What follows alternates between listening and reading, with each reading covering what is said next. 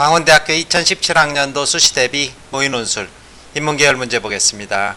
이때 역시 750자 분량의 2개 문항을 출제를 했고, 문제 1번에서는 남녀의 임금격차가 생기는 원인을 경제원리로 분석하라, 따라서 객관적인 분석만 해주셔야지 흥분하지 마셔야 될 것이고, 두 번째는 제노비스라는 사람의 사례와 그리고 사람들의 책임 전가 현상을 분석하라, 이런 요구를 하고 있습니다.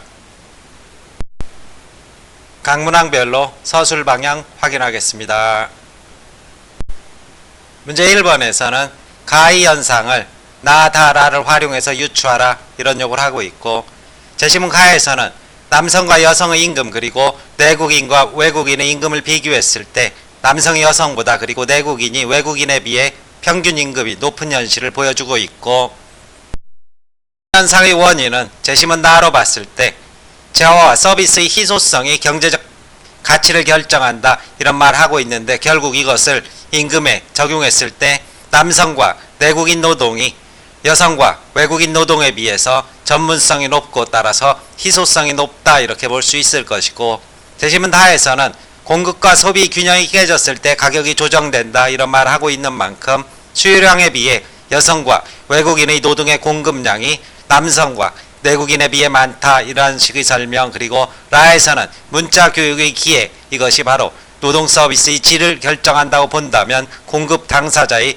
서비스 질이 저하되는 만큼 가격이 떨어진다, 이렇게 볼 수 있을 것입니다.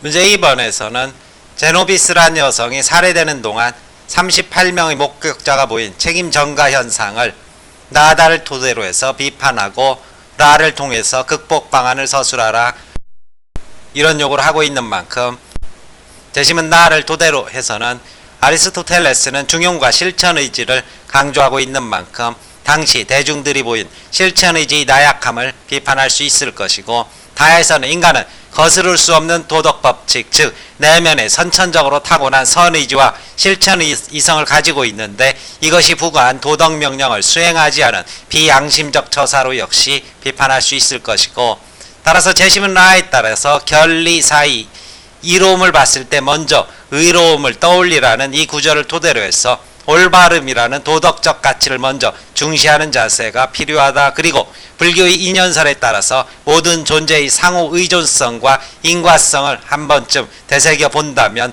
이와 같은 책임전가 사회는 자신 또한 언제 제2의 제노비스가 될 수 있다는 그러한 사실을 구성원들이 자각할 필요가 있다, 이러한 서술 해주시면 될 것입니다. 답안 정해 보겠습니다. 대학에서 공개한 답안입니다.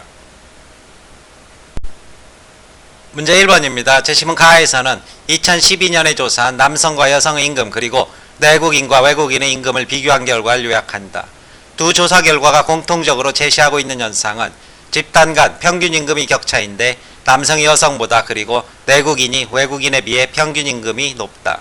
이 같은 임금 격차의 원인을 각각의 제시문을 통해 유추해보면, 첫째, 제시문 나는 재화와 서비스의 희소성이 경제적 가치를 결정한다는 점을 설명하고 있는데, 이를 통해 구체적인 노동의 희소성의 차이가 임금 격차의 원인임을 유추할 수 있다. 즉, 희소한 노동을 제공하는 사람들이 더 많은 임금을 받을 수 있는데 남성과 내국인이 제공하는 노동이 여성과 외국인이 제공하는 노동에 비해 희소한 것으로 받아들여진 결과로 볼 수 있다.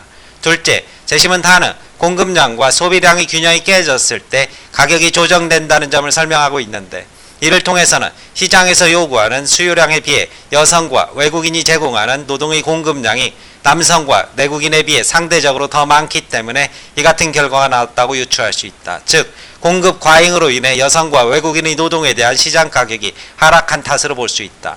마지막으로 제시문 라는 여성이 남성에 비해 차별적으로 문자 교육의 기회를 적게 가졌음을 보여주고 있는데, 이와 같은 차별이 노동시장에도 적용될 때 집단 간 임금 격차가 발생할 수 있다. 즉, 여성과 외국인이 제공한 노동의 질적 수준이 통상적으로 낮다는 인식이 작용, 임금에 대한 대가를 남성과 내국인에 비해 상대적으로 낮게 책정한 결과로 볼 수 있다. 문제 1번에 대한 답안이고, 문제 2번입니다. 제시문 가는 제노비스란 여성이 살해당하는 동안 38명의 목격자가 다른 누군가가 도와줄 거라는 생각에 아무도 그 여성을 돕지 않는 책임 전가 현상을 보여준다. 나에서 아리스토텔레스는 중용이라는 품성의 덕을 깨달을 것을 강조하며 도덕적인 삶에는 중용과 더불어 이를 실천하고자 하는 의지가 필요함을 역설한다. 따라서 가히 목격자들이 책임전가 현상을 보인 것은 실천의지의 나약함에 기인한다. 재심은 다에서 칸트는 인간의 내면에는 자연법칙과 같이 거스를 수 없는 도덕법칙이 존재한다고 주장한다. 그에 따르면 인간에게는 도덕적 행위의 주체이며 도덕법칙을 따르고자 하는 의지인 선의지가 있는데 그 행위는 도덕적 의무 자체에 대한 순수한 동기에서 나오는 행위이다. 따라서 가히 목격자들의 행위는 실천 이성이 부과한 도덕적 명령을 수행하지 않은 것이며 목격자 중 동정심에서 소리친 사람의 행위조차도 도덕적 의무에 따른 순수한 동기에서 우러나온 행위가 아니다. 책임 전가 현상의 해결을 위해 라에서 동서양 모두 덕행위의 실천과 관계의 중요성 인식을 강조한다. 서양의 덕윤리는 유덕한 성품의 함양과 덕행위 실천에 주목함과 동시에 당면한 윤리 문제에서 인간관계의 중요성을 제시한다. 동양의 유교는 결리 사이의 가르침을 통해 이론보다는 올바름이라는 도덕적 가치를 더 중시하고 적극적으로 실천할 것을 강조하며 불교는 모든 존재의 상호 의존성과 인과관계를 나타내는 영기법칙의 깨달음을 통해 타인의 소중함과 감정을 이해하는 자비의 마음을 가질 수 있다고 말한다. 전체 800자 분량의 대학 답안입니다. 설명 마칩니다.